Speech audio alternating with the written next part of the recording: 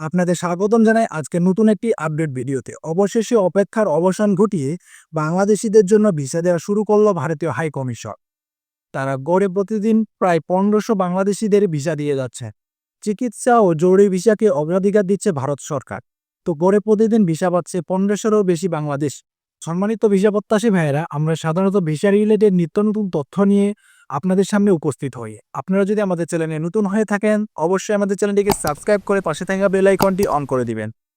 আর যদি ভিডিওটি ভালো লাগে থাকে, অবশ্যই একটি ভিডিওতে লাইক করবেন এবং ভিডিওটি মনোযোগ সহকারে শেষ পর্যন্ত দেখবেন। তো ভিডিও শেষে আমরা গুরুত্বপূর্ণ কিছু তথ্য এবং সহজে ভিসা পাওয়ার জন্য কিছু টিপ অ্যান্ড ট্রিক্স জানিয়ে দেব। তো চলুন দর্শক, আমরা কথা না বাড়িয়ে মূল ভিডিওতে যাই। প্রতিদিন গড়ে ১,৫০০ বাংলাদেশিদের ভিসা দিচ্ছে ভারত। চিকিৎসা বা অন্য জরুরি ভিসা দেওয়াকে অগ্রাধিকার দিচ্ছে দিল্লি। তবে বাংলাদেশিদের জন্য ট্যুরিস্ট ভিসা সীমিত আকারে দিচ্ছে ভারতীয় সরকার। তো পুরোপুরি বন্ধ না রেখে তারা সীমিত সংখ্যক ট্যুরিস্ট ভিসা দিয়ে যাচ্ছে। তো ভারতীয় কর্তৃপক্ষ এখন থেকে ৫টি ভিসা কেন্দ্র থেকে ভিসা দিচ্ছে। নিরাপত্তার বিবেচনায় ১১টি ভিসা কেন্দ্র থেকে ভিসা দেওয়া বন্ধ রেখেছে। তো বাংলাদেশে ভারতীয় ভিসা কেন্দ্র রয়েছে ১৬টি। তার মধ্যে ১১টি বন্ধ রেখে ৫টি থেকে তারা ভিসা দিচ্ছে। ঢাকায় ভারতীয় কূটনৈতিক সূত্রের কয়েকটি গণমাধ্যম থেকে এসব তথ্য জানিয়েছে। তো কূটনৈতিক সূত্র জানায়, ঢাকা, সিলেট, চট্টগ্রাম, খুলনা ও রাজশাহী ভারতীয় ভিসা আবেদন কেন্দ্র থেকে এখন ভিসা দেওয়া হচ্ছে। অন্যদিকে বরিশাল, যশোর, সাতক্ষীরা, নোয়াখালী, ব্রাহ্মণবাড়িয়া, কুমিল্লা, বগুড়া, ঠাকুরগাঁও, কুষ্টিয়া, রংপুর ও ময়মনসিংহ সহ ভিসা কেন্দ্র বন্ধ রাখা হয়েছে। তো একজন কূটনৈতিক বলেন, গত বছর ৫ই আগস্টে আওয়ামী লীগ সরকারের পতনের পর ৪টি ভারতীয় ভিসা কেন্দ্র ভাঙচুর হয়। এছাড়া ভারতীয় ভিসা কেন্দ্রের সামনেও বিক্ষোভ হয়। ওই সময় ধানমন্ডির ভারতীয় সাংস্কৃতিক কেন্দ্র ভাঙচুর ও লুটপাটের ঘটনা ঘটে। এতে নিরাপত্তার ঝুঁকি তৈরি হয়। ওই সূত্রে জানায়, ২০২৩ সালে প্রায় ১৬ লাখ বাংলাদেশি ভারতে গিয়েছিল। তা ২০২৩ সালে বাংলাদেশ থেকে প্রায় ১৬ লাখ বাংলাদেশি ভারতে যায়। এখন ট্যুরিস্ট ভিসা ছাড়া অন্য সব ধরনের ভিসা দেওয়া হচ্ছে, তবে ট্যুরিস্ট ভিসা সীমিত সংখ্যক দেওয়া হবে। ব্যবসায়ী বা অন্য কারো ক্ষেত্রে ভিসা দেওয়া বন্ধ নেই। অন্যদিকে ৫ই আগস্টের পর ৪-৫ দিন ভারত সহ সব ধরনের ভিসা কার্যক্রম বন্ধ রাখে। তো তখন অনেক মানুষের পাসপোর্ট বিভিন্ন ভিসা কেন্দ্রে ও দূতাবাসে জমা ছিল।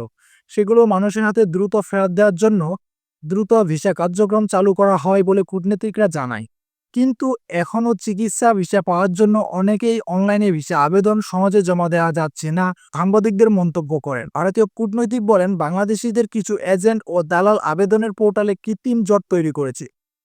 প্রকৃত আবেদনকারী অ্যাপয়েন্টমেন্টে পাওয়ার কিছু বিষয় এজেন্ট ও দালাল কঠিন করে তুলেছে। আইন শৃঙ্খলা রক্ষাকর্মী বাহিনীর মধ্যে ইতিমধ্যে ৪ জনকে তারা গ্রেপ্তার করেছে, এমনই কর্তৃপক্ষ জানান। তো কূটনৈতিকরা আরও বলেন, এই ধরনের এজেন্টদের চিহ্নিত করতে ভারতীয় ভিসা কেন্দ্রগুলোতে কিছু কারিগরি ব্যবস্থা নেওয়া হবে। তো জরুরি প্রয়োজন আছে এমন মানুষেরা যেন সহজে ভিসা পান, এই ব্যবস্থা এখনও কেন্দ্রগুলোতে চলমান রয়েছে। তো দূতাবাস ভিসা দেয়, কিন্তু এই ভিসা প্রক্রিয়াটি আউটসোর্সিং করায়, অর্থাৎ আবেদন ঠিক আছে কিনা, কাগজপত্র ঠিক আছে কিনা, এইসব যাচাই বাছাই ও পরীক্ষা করেই বাইরের প্রতিষ্ঠান এখানে পূর্ণ শক্তি নিয়ে কাজ করতে নামতে পারেন। তাই ৫টি কেন্দ্রের উপর চাপ বেশি পড়েছে। এছাড়া আরও একজন কূটনৈতিক বলেন যে, আবেদনের সঙ্গে ভুল বা ভুয়া কাগজপত্র জমা দেওয়া হয়। সাধারণত দালালেরা এসব কাজ করে থাকে। ভারতের হাসপাতালে বা অন্য কার্যালয়ে যোগ করে ভিসা কর্মকর্তারা আবেদন ও আবেদনের সঙ্গে জমা দেওয়া কাগজপত্র যাচাই করে ভুয়া কাগজপত্র বা অন্য তথ্য শনাক্ত করে। তো ৭-৮ মাস আগে এক হিসাবে দেখা যায়, ডাবল এন্ট্রি ভিসার ক্ষেত্রে ৩০-৩৫% আবেদন ভুল ও ভুয়া কাগজপত্র জমা দিয়ে এসব আবেদন সম্পন্ন করা হয়। কিন্তু পরবর্তীতে ভিসা দেওয়ার ক্ষেত্রে তারা রিজেকশন খায়। তবে চিকিৎসা ভিসার ক্ষেত্রে এমন হিসাব নেই। তো সম্মানিত দর্শক, এই ছিল আজকের এই ভিডিওটি। ভিডিওটি ভালো লাগলে অবশ্যই একটি ভিডিওতে লাইক করবেন। দেখা হচ্ছে অন্য কোনো আরেকটি ভিডিওতে। ধন্যবাদ।